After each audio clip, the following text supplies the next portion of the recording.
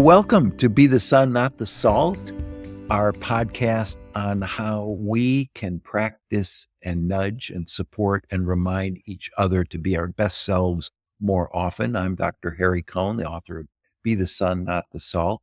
I'm joined by my co-host, Connie Fontaine, and we are going to dig into these chapters to mine the gold in them there hills.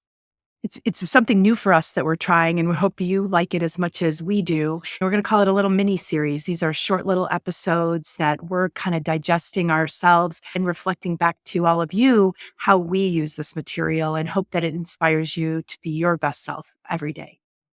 The best part is today we're starting with chapter 1, Do All the Good You Can. Let's get right into it. Chapter 1. Do All the Good You Can has a fun origin story too. I love when you talk about Mindy, and Mindy is a good friend of yours and has been for a long time, someone we both respect and admire. You talk about that because I think that's where it all starts for both of us. It really is. It sort of starts and ends. This was a great famous John Wesley quote, which I don't have it memorized, but it's do all the good you can in all the ways you can to all the people you can, as long as ever you can. Mm-hmm. And there's probably a couple more in there. And Mindy sent me this beautiful framed quote. It's a very famous quote, and it captures the essence of this work. It's more than a self-help leadership guide. It's a reminder, a map of, you just focus on that, you can't go wrong. And it's not just the lofty. You're not talking about big lofty stuff. I mean, and Mindy even talks about this. It's the little things. It's the taking the moment to smile. It's taking the moment to recognize people who've done a great job for you. I think we started out the morning talking about that.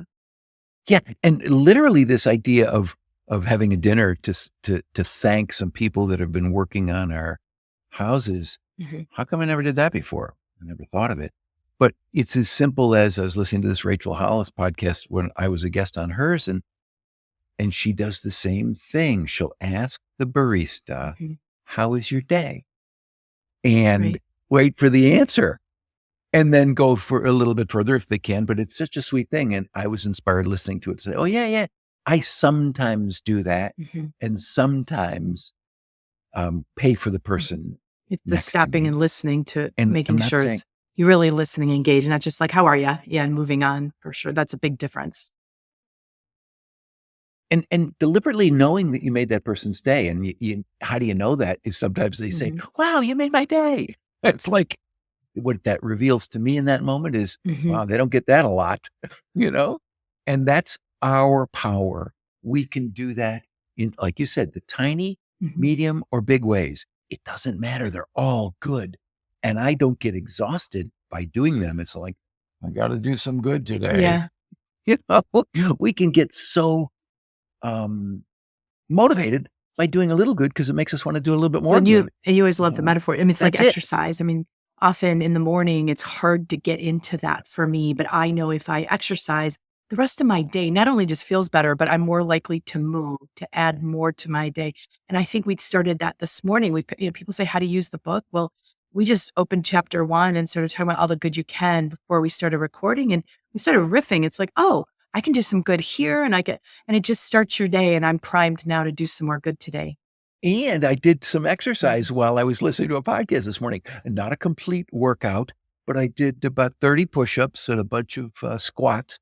And I was moved by listening to the podcast to do a little bit of good for myself, And so whether you want to do some good for yourself or do some good for somebody else in the tiniest ways, there's no downside.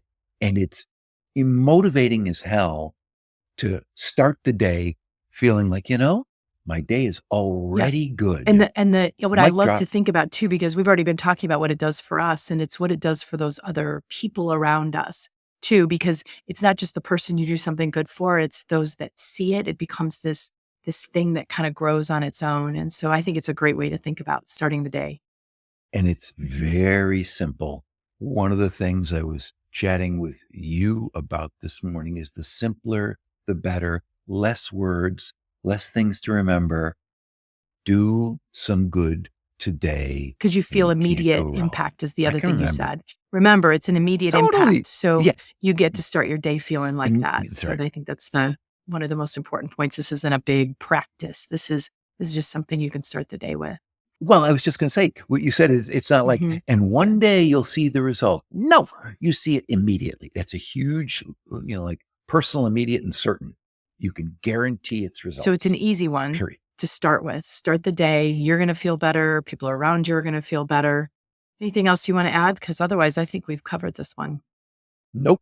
So for everybody else, hopefully this started our day off the right way. Just talking about it. I hope it started your day off the right way. I think it's a great practice. Please, for our listeners, if you enjoyed this, if you got something out of it, share it.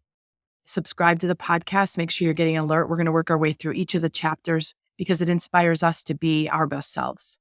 So thank you very much. Thanks for listening.